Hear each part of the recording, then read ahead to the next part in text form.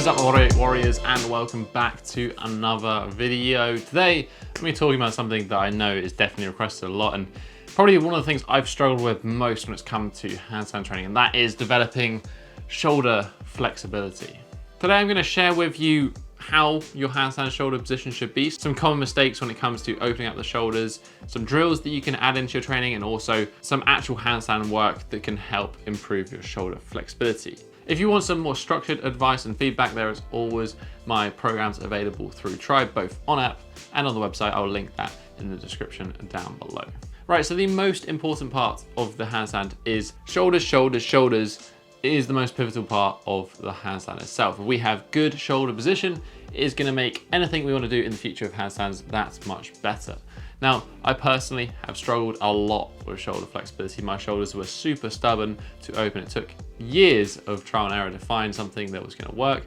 And it's one of the things we have to work most on with clients to make sure we get shoulders in good position. The reason for this is, number one, we want to be able to get a nice efficient stacking of the shoulders. We want those wrists, elbows, shoulders, hips, feet, all in one nice straight line. If we can get that into a straight line, our handstand is going to be much more efficient, especially if we want to move to more advanced things such as the one-arm handstand or any of the different shapes that we can do in two-arm handstand like tuck, straddle, etc. First of all, let's cover the big mistake that I see when it comes to shoulder flexibility in the handstand, and that's understanding the difference between shoulder flexion and thoracic extension. So shoulder flexion is what we want. Shoulder flexion is basically all of the movement is going to be happening at the shoulder joint itself. We're kind of looking for about 170, 180 degrees of shoulder flexion to get a nice straight line and the traps doing the work in the handstand. What commonly happens is people try to open their shoulders in handstand, and this is very, very common in yoga, but they do it through thoracic extension rather than shoulder flexion.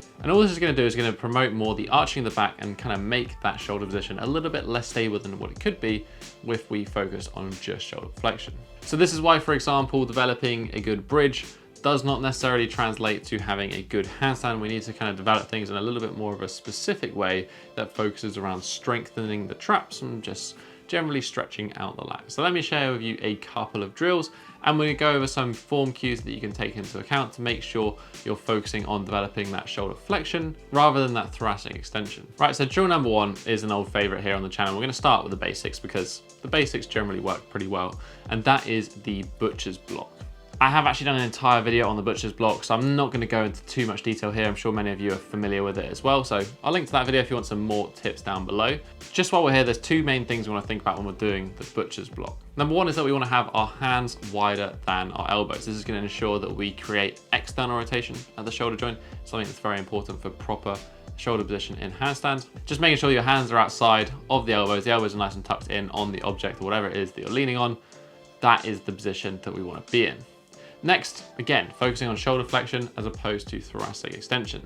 When we go down into that butcher's block position, we don't want to just sink and try and arch as much as we can through the back.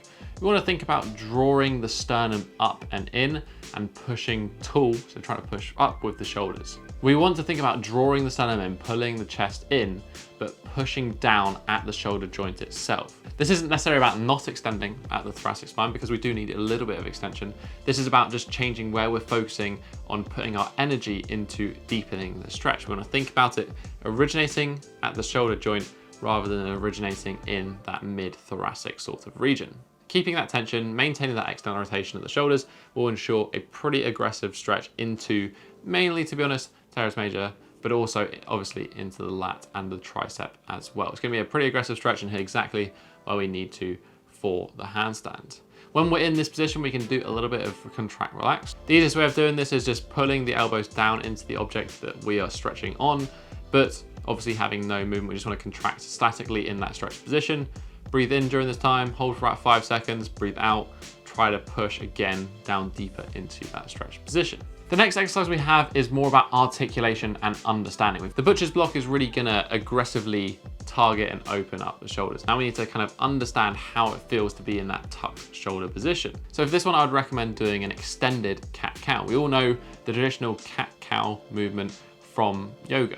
Done in a quadruped position, we just kind of move in and out of thoracic extension. We can do the same movement, but we're gonna elevate the hands and have them on a surface or object in front of us. Repeat that same movement. We're basically focusing on that transition between thoracic extension and then coming into maximum shoulder flexion, a little bit of rounding of the spine, and understanding what that position feels like. So the main focus here is as we transition from that max thoracic extension kind of cat position, as we pull the sternum in, as we focus the effort on creating more shoulder flexion, rounding the back a bit, tucking the sternum in, we also want to think about twisting our shoulder blades into external rotation. So we want to think about trying to pull our armpits down towards the ground. We want to also think about maximally elevating through the shoulders, so trying to squeeze your ears with your shoulders as well, and then actively holding this position. This should be a challenging position to hold. We can consider the cat position, the extended position, to be a little bit more relaxed, and then we pull ourselves into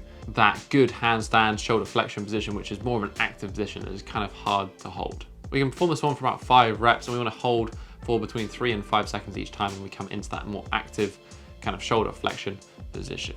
Now, how do we go about actually, applying it to our hands? And obviously, if we're just learning to balance the handstand, then to be honest with you, I don't think the straight handstand is that important for you at the moment. Balancing is the most important thing. And then once you can balance, you can then begin to understand the other skill, which is body line. So that's creating straight. But if you're focusing on the straight position, and then it means you can't balance as a consequence of that, ultimately you're sacrificing quite a lot for the main goal of just learning to balance a handstand. If you do want to learn to balance a handstand, I'll link to some relevant videos as well as my handstand tutorial in the description down below. But the main point here is balance before body line. We can use the wall as our reference point, figure out what straight feels like, then we can come off the wall, balance, try to hold it, go back on. It's a bit of a learning process of just trial and error. Grab a camera, film it, have a look, have a tweak, have a think to yourself of how you can improve it. There is, however, one fundamental drill with a handstand that we can use to really develop shoulder flexibility in handstand and train this position better, and that is the tuck handstand. There's obviously that phrase that goes around, tuck so you don't suck, and this is very, very appropriate. The tuck handstand is a great test to see if, one, your shoulders are strong, but also flexible and in the right position. Now again, I've done an entire video dedicated to the tuck handstand, so I'll link that one down below that talks about a couple of progressions about getting to the tuck handstand. In this video here, I'm just gonna mention a couple of things to watch out for.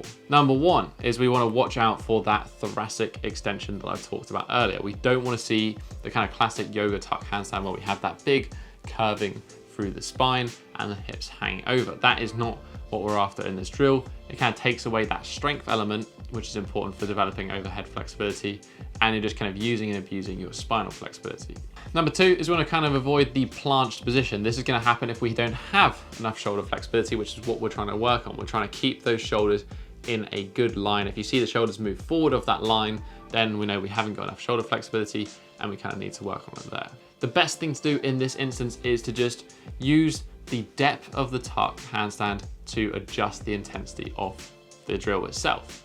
The more you bring those knees down, the more it's going to bring some weight outside of the center line, and the more it's going to demand shoulder flexibility and shoulder strength. So you can think of it as the more you begin those legs down, the more you're getting towards that maximum effort hold. Basically here, we're just looking for a position you can bring your knees down into and that you can maintain that good shoulder position, not arching too much, not having the shoulders come forward. We want to then just hold that position there, get a little bit stronger there, and then eventually over time, we start to bring that position down until we get to a full tucked handstand. But that is basically it when it comes to developing shoulder flexibility for the handstands. These are kind of the basics. In my opinion, if you do all of these right, you're gonna have some pretty good shoulder flexibility with the handstand. It just takes a little bit of time. It's not something that's gonna happen and be fixed in one session. Think of it as something that's gonna be fixed in 3, 6, maybe even longer, depending on how tight you are. But certainly warming up with some static stretching, some of that butcher's block, some of that cat-cow, understanding the good shoulder position movements, then doing your balance work. If you can hold the handstand, then try to hold it in a straight position, and then finally give some tuck a go, whether it's working the more basic progressions such as I demonstrated in that original tutorial, or the more advanced progressions like the freestanding one that I demonstrated in today's video.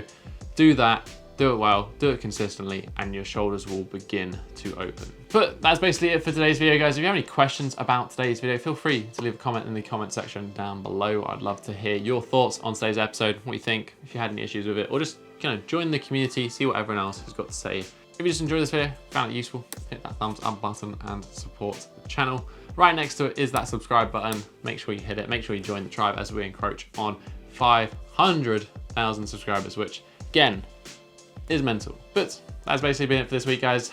Have a strong week and